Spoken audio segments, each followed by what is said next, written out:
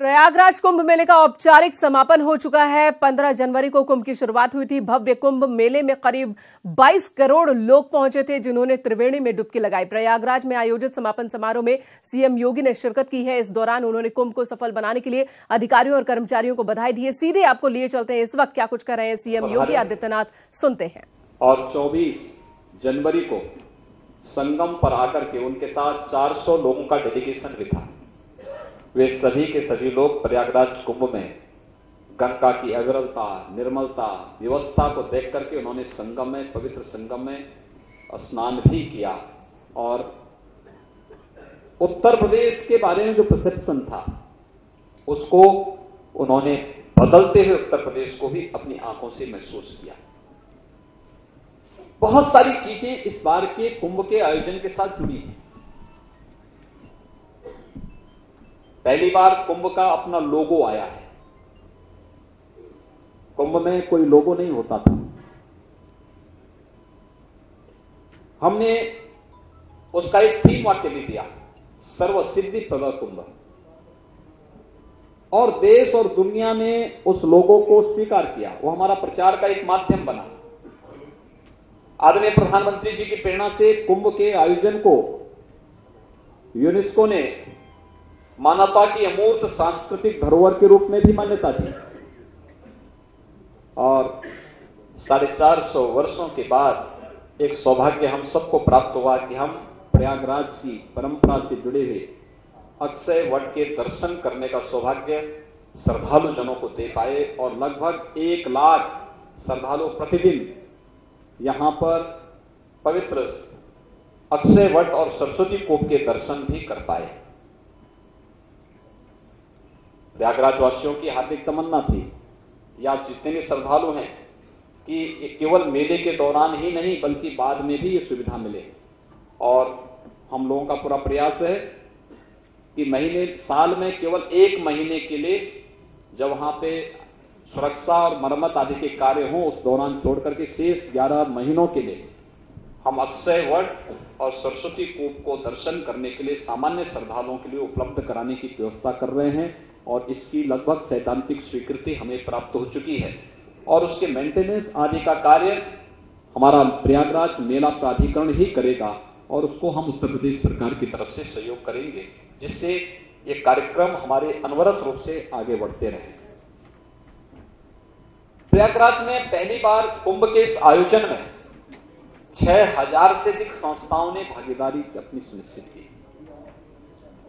कुंभ का क्षेत्रफल बढ़ा, और मुझे लगता है कि जितने श्रद्धालु प्रयागराज कुंभ में 15 जनवरी से 4 मार्च तक आए हैं, दुनिया के केवल भारत समेत, भारत को छोड़ दें तो 4 अन्य देश हैं जिनकी आबादी इतनी है।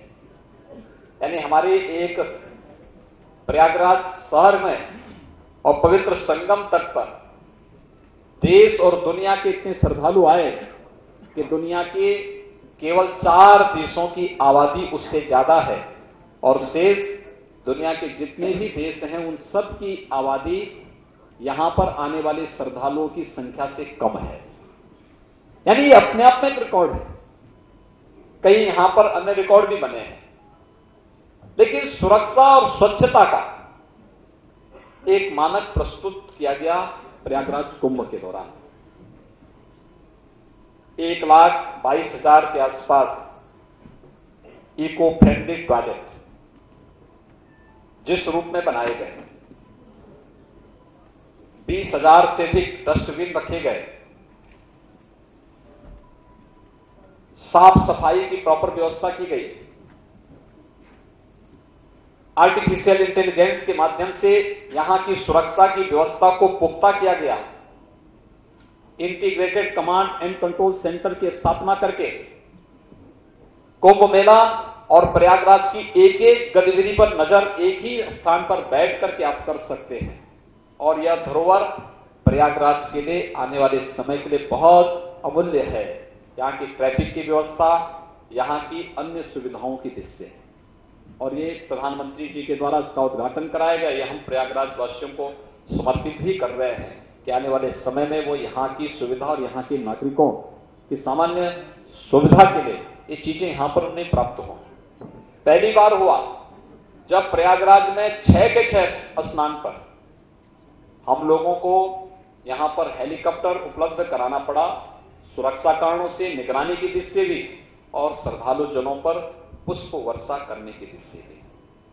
यानी पहली बार हुआ है जब हेलीकॉप्टर से श्रद्धालु जनों पर पुष्प वर्षा की गई और पुष्प वर्षा के माध्यम से उनकी आस्था को सम्मान देने का कार्य हुआ।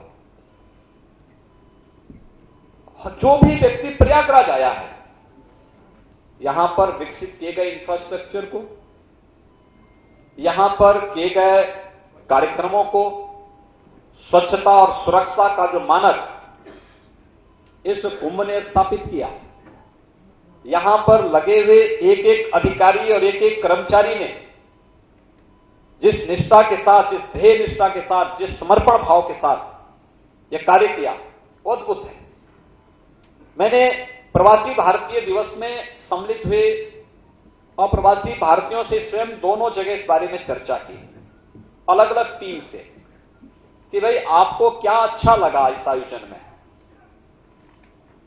सामान्य बातें थी, उन्होंने कहा साहब जो हमारे मन में भावनाएं थी भारत के प्रति, क्योंकि हमें भारत के बारे में जिस प्रकार की बातें बताई गई, हमारा वो भ्रम टूटा। तो कुंभ में जो भी आया वो खुश होकर गया, संतुष्ट होकर गया। स्वच्छ कुंभ और सुरक्षित कुंभ, ये संदेश देने में हम कामयाब रहे, कहना है सीएम योगी आदित्यनाथ का। उन सभी लोगों का, संस्थाओं का शुक्रिया अदा किया सीएम ने, जिनकी वजह से जिन्होंने भागीदारी निभाई कुंभ को कामयाब बनाने में। उधर लखनऊ में जैश ए मोहम्मद के दोनों आतंकियों की पुलिस कस्टडी खत्म होने के बाद एटीएस ने दोनों को जेल भेज दिया है। पूछताछ में गिरफ्तार शहनवाज और आकिब ने जैश ए मोहम्मद में भर्ती के लिए काम करने की बात कबूल ली है। साथ ही दोनों के जैश और हिजबुल के कई आतंकियों के साथ संबंध है, इसके सबूत भी एटीएस को मिले हैं।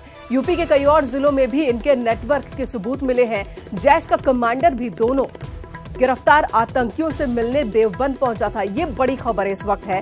सहारनपुर के देवबंद से गिरफ्तार दोनों आतंकियों को लेकर बड़ी खबर इस वक्त। शहनवाज और आकिब के वर्चुअल नंबर की तकनीकी जांच जारी है, जिससे कश्मीर के 10 युवक आरोपियों के नेटवर्क से जुड़े थे। आतंकियों के बीबीएम चैट, व्हाट्सएप का डेटा भी इस वक्त जांच के दायरे में है। एटीएस इन दोनों को जल्द ही फिर रिमांड पर लेगी और इस बार उन्हें लेकर कश्मीर जाने की तैयारी है।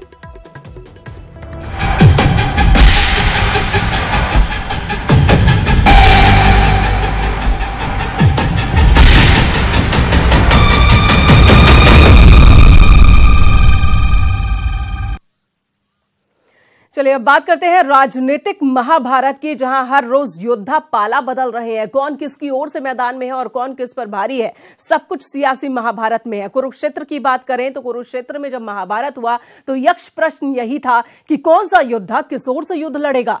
कुछ ऐसा ही सवाल 2019 के चुनावी महाभारत में भी बेहद अहम है, खासकर कांग्रेस को लेकर। जब अखिलेश और जयंत चौधरी की प्रेस कॉन्फ्रेंस हो रही थी तो कांग्रेस इस गठबंधन में है या नहीं, ये सवाल बार बार उठा। अखिलेश ने भी सवाल सुलझाया नहीं बल्कि इसे और उलझा दिया। खैर, आरएलडी को कितनी जगह मिली है गठबंधन में, यह साफ हो गया है।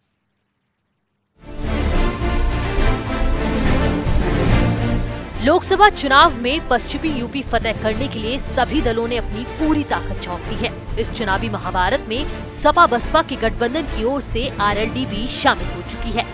इसी का ऐलान आज जयंत चौधरी और अखिलेश यादव ने किया। मुझे खुशी है कि आज फिर दोबारा हम लोगों ने भेंट की है। राष्ट्रीय मुद्दों पर, राजनीतिक दिशाओं पर, राजनीतिक विकल्प और रास्ते पर हमने चर्चा की है। बहुत सकारात्मक बातचीत हुई है और बहुत खुशी के साथ मैं बताना चाहता हूं, राष्ट्रीय लोकदल के कार्यकर्ताओं को संदेश देना चाहता हूं कि जो प्रभावी गठबंधन पूरे उत्तर प्रदेश में पहले से काम कर रहा था, समाजवादी पार्टी और बहुजन समाज पार्टी का, जिसमें बड़ी पहल माननीय अखिलेश यादव जी ने और माननीय बहन कुमारी मायावती जी ने ली है। राष्ट्रीय आवश्यकताओं को देखते हुए, समाज की आवश्यकताओं को देखते हुए, नौजवान, किसान और दलित वर्गों की अपेक्षाओं को देखते हुए, उम्मीदों को देखते हुए उस पहल में राष्ट्रीय लोकदल भी शामिल रहेगा और 3 सीटों पर राष्ट्रीय लोकदल का चुनाव चिन्ह होगा। लेकिन फिर मैं दोहरा रहा हूं कि चौधरी अजीत सिंह जी की उम्मीद है और पूरा विश्वास है कि डट के खड़े होंगे हमारे कार्यकर्ता और पूरी 80 सीटों पर हमारा फोकस होगा। मुझे खुशी है इस बात की कि आज नौजवान साथी जयंत चौधरी जी, आदरणीय अजीत सिंह जी की party, Bahujan Samaj party, Samajwadi party, Congress party की जितनी भी सीटें थी उत्तर प्रदेश की और हमारे और सहयोगी दल, सबका ये सबसे बड़ा महागठबंधन है।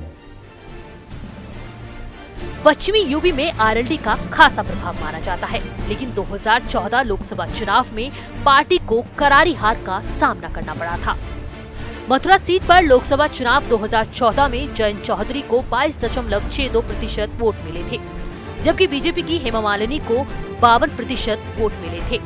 वहीं बागपत सीट पर लोकसभा चुनाव 2014 में चौधरी अजीत सिंह को 19.9% वोट मिले। वहीं बीजेपी के सत्यपाल सिंह को 42.2% वोट मिले थे। 2014 लोकसभा चुनाव में मुजफ्फरनगर दंगों के बाद जाट और मुस्लिम वोट का जबरदस्त ध्रुवीकरण हुआ था, जिसका नुकसान आरएलडी को हुआ। इन दोनों ही समुदाय को साथ लाना पार्टी के लिए बड़ी चुनौती होगी। बीएसपी और एसपी के गठबंधन को यूपी में गेम चेंजर माना जा रहा है। अब आरएलडी भी इस गठबंधन का हिस्सा है। ऐसे में देखना है कि ये तीनों पार्टियां मिलकर बीजेपी के लिए कितना बड़ा चैलेंज साबित हो सकती हैं। Bureau report, news 18। अखिलेश ने साफ इशारा किया कि कांग्रेस के लिए गठबंधन के दरवाजे अब भी खोले हैं। बार बार सवाल के बाद भी उनका जवाब एक था कि कांग्रेस के साथ गठबंधन है। हालांकि उन्होंने वैचारिक गठबंधन की बात कही, लेकिन सवाल यह है कि वैचारिक गठबंधन के आधार पर उम्मीदवारों का चयन तो कतई नहीं होता। ऐसे में कांग्रेस क्या करेगी? कांग्रेस ने पहले ही साफ कर रखा है कि उसकी तैयारी 80 सीटों पर लड़ने की है। प्रियंका गांधी वाड्रा और ज्योतिरादित्य सिंधिया ने जान लगा रखी है। हालांकि एक खबर यह भी है कि बदले परिवेश में कांग्रेस गठबंधन को लेकर अपना फैसला शायद बदल सकती है। मसला अटका है तो सीटों की संख्या पर। कांग्रेस कम से कम 12 सीट चाहती है, जबकि गठबंधन 9 देने को तैयार है। हालांकि इसी बीच कांग्रेस के प्रवक्ता ने अखिलेश की ओर से जो शिगुफा छोड़ा गया है उसे खारिज किया है।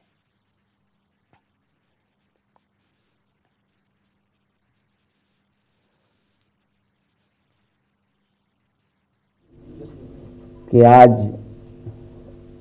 नौजवान साथी जयंत चौधरी जी, आदरणीय अजीत सिंह जी की party, Bahujan Samaj party, Samajwadi party, Congress party की जितनी भी सीटें थी उत्तर प्रदेश की और हमारे और सहयोगी दल,